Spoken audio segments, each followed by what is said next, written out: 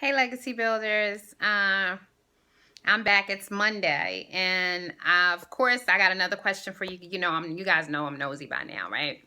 Um, I wanted to post this video. I wanted to make this video yesterday and post this so bad, but I said I'm killing them with video, and it's Sunday on the seventh day. Let them rest, right? So I posted a video about a young man.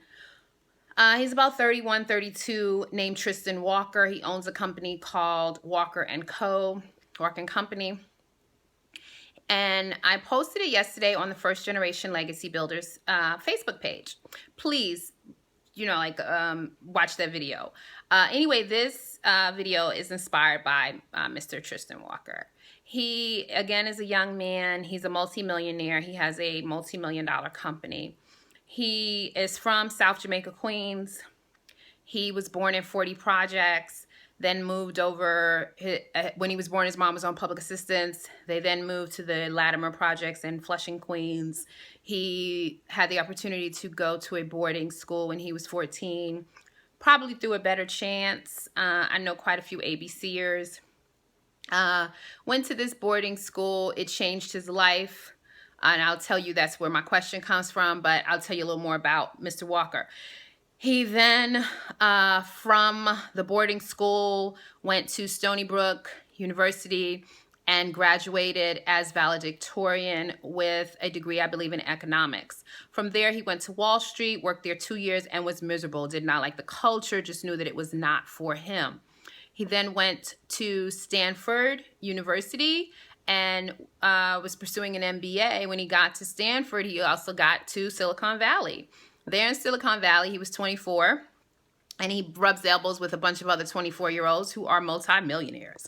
They are a lot like him in that they are intelligent, they're bright, but they are not brown. They are white. And he realizes that he can be a multimillionaire as an entrepreneur. I should tell you that his goal in life was to be as rich as possible, as quick as possible. That's all he knew. That he wanted to be as rich as possible, as quick as possible. And anyway, watch the video. I'm not going to tell you everything. But anyway, so he gets out there. He's in Silicon Valley, and he sees them doing the damn thing. And he says, I want to do the damn thing. He goes to work for Twitter as an unpaid intern and ultimately gets to Twitter when Twitter only has 20 employees and I think 8,000 people tweeting or something like that, when it was very small beginning stages of Twitter. He gets there and he does really well, and he ultimately runs Twitter's whole intern division. From Twitter, I believe he goes to Foursquare when they only have 4 employees, and he ultimately I think he goes to Foursquare as an intern as well. I'm not sure on that, don't quote me. And then he ultimately becomes like the managing director of development or partnerships, strategic partnerships, a big deal position, right? After that, he goes into a prestigious entrepreneur program where he's being mentored and actually given the opportunity to just learn, grow, develop his skills with multimillionaires. He, in 2012, I believe it was 2011, 2012, decides he's going to go off on his own. He's going to open his own company, and he generates $24 million in a really, really, really quick time. Really, really quick turnaround. He generates his $24 million to open Walker & Company. Walker & Company, not sure if I said it already, his company it is inspired by a need he had personally when he was growing up, and it is a skincare, health and beauty products for people of color, not just black people, but ethnic folk.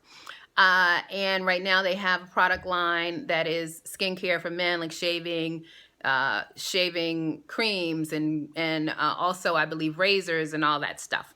So he has that company. He then says, well, you know what? I want to help others become wealthy like I am. And so he has this organization called Code 2040. And what he's doing with Code 2040 is he has made the commitment to bring 5,000 Latinas, and African-American students, engineers, coders, out to Silicon Valley so that they too can rub elbows with those 24-year-old multimillionaires, and that they too can experience that and become wealthy multimillionaires. Anyway, that's his story. There's a lot more to it. I'm sure if you listened to the video, if you press play and you went through it, I'm sure you were inspired. But anyway, this is one of the things that Mr. Walker said. He's talking about when he got to boarding school and that changed his life, that changed the trajectory of his life. And this is a quote. He said, man, I knew what rich was. Wealth was another thing. And he says this because he gets to boarding school and he's there with Rockefellers and Fords and, long old money, not new money, like wealth, unbelievable wealth. And he says, and this is not a quote, but he says it's so poignant being there, and I think it is as well, because he says, like being there gave him the confidence to know that he too could compete. Like he looked around and he said, I could do what they do.